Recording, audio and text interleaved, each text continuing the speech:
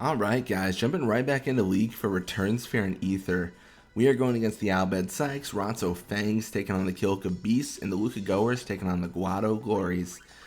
We're making it, man. We're making it through. We're facing the teams, but we've yet to face the Kilika Beasts. That is the #1 threat to us, and definitely the one team we want to face the most.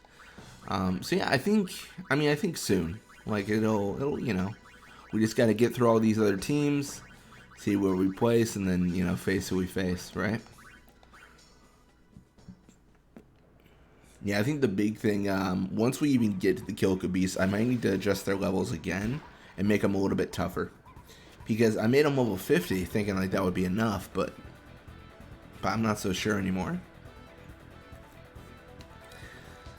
I don't know, it's so difficult. I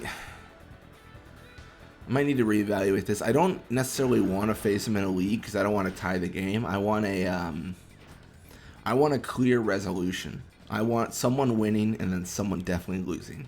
I want that kind of clear cut, like this has occurred. So maybe I'll just leave them as they are in this league, and then as we play more games, like maybe another tournament, we make them the powerhouse that they could be. I think that'll probably be the best bet. Speaking of powerhouses, though, we got Volucha already pushing on our goal, and if she had gone for the shot here, that probably would have made it. Definitely would have been a good idea, but a pass to Nettis, very poor decision. Nettis already withered with half shoot, and they think he can do much. He can't do anything, really. I mean, this is... Alright, pass back to Volucha, that's smart. But Volucha now a little bit covered depending on the actions of our players. Like, this just feels bad, It just feels like a bad idea. And then Volucha just, clearly you see what happens there. Volucha just completely knocked out and not even relevant. Not even relevant to this game at this point. That's the problem, the AI. They set themselves up so perfectly and then they fail so spectacularly.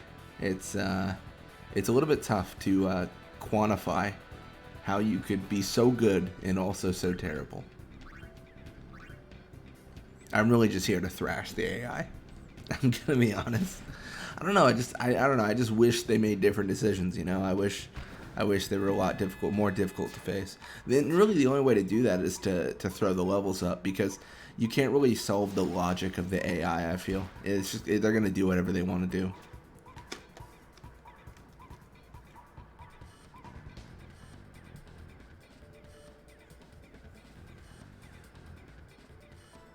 Yeah, Kyrie going for the wither pass. We got the block here. Vorja does get the ball, and now we can push left side again. We already got one goal, but we just need to get one more with Larbite, mostly just to kind of solidify that lead. We're just trying to solidify the fact that, hey, like, we're winning right now, you're definitely not winning, and even if you score, you're still not winning. So you get a 2-point lead, and then it's looking pretty bleak for the opposing team normally. That's actually normally like the stipulation for victory. 2-point lead, and they're looking a little bit sad. Duran with the super goalie, though. Really good super goalie, but still not enough. Fails to block the shot, and we are going up 2-0. That's a shame. That's a shame.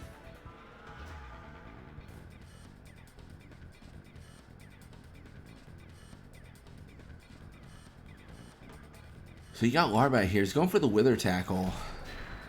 Oh, I was actually surprised he got that ball. Honestly, I didn't necessarily expect that. I was going to say potential there, but definitely not a guarantee. But yeah, Larbite with the tackle, with the steal, with the control. And Duran just looking silly. 3-0. Come on, man.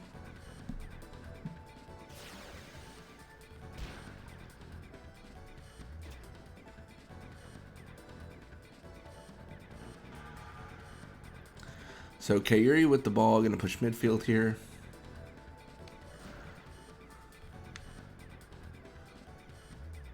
Then let's see if we can set up Iskin. Actually, I don't know if it even matters. See, it's so tough because like we're already winning. Does it really matter who's scoring at this point? I mean, the only thing we really know is that Nettis and Volucha are not scoring. They are definitely not getting goals. getting any sort of success. None at all. None at all.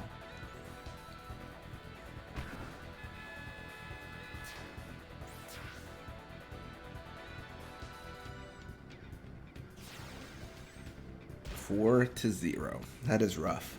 That is rough. So Kairi gonna push left side here.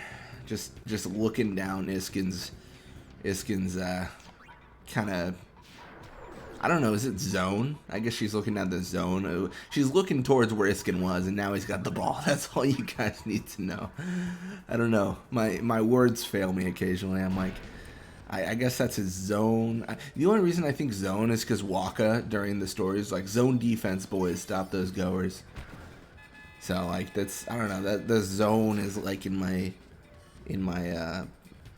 brain pocket maybe. I don't know.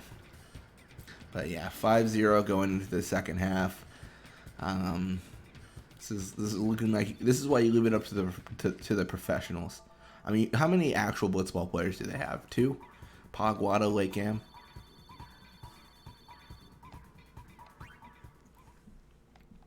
I mean, lore-wise.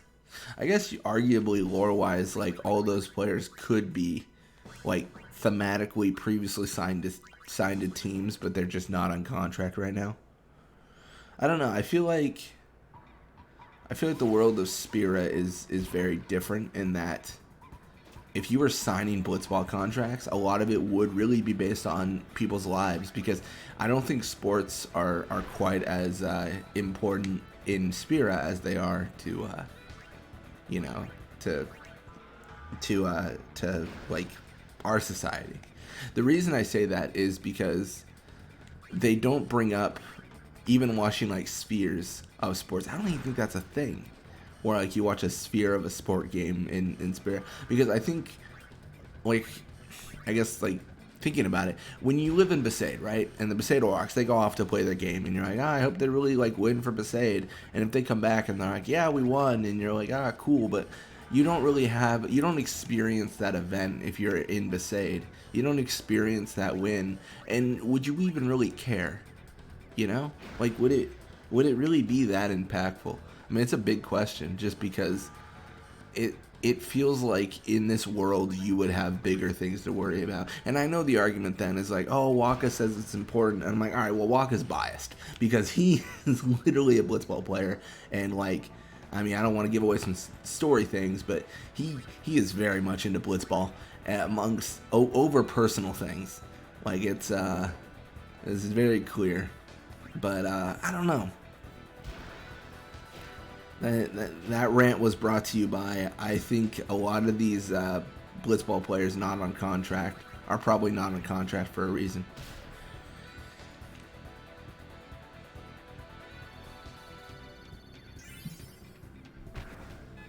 I don't know, I think that makes sense. You think about a lot of them, even that became like Crusaders or members of the Temple, or, you know, that just seems like such a more important thing to do. It would be interesting if they expanded upon a lot of these Blitzball players, though. That would be a very interesting kind of story. I don't know what you really expand upon. I need to do that myself. One of the things I was going to do... So in Final Fantasy X, there's like specific storyline points and like specific points in the story where things occur, you know, and then people change their perspectives. So it's storyline progress, and there's a number associated, I think, with each save that tells you where you are in the story, and then people's dialogue changes depending on that. Like if the ships in Luca, stuff like that. So what I need to do on my end is I need to actually figure out if there's any like how each player feels about the events of Spira. Like, it would be interesting because I think that develops like personalities, you know, like how each person feels about events in Spira and things of that sort. And then also, like, if you can break things. So let's say I put the storyline progress to where I'm currently at Besaid, but then I move my position of the save to Luca. Technically, Kilika never happened.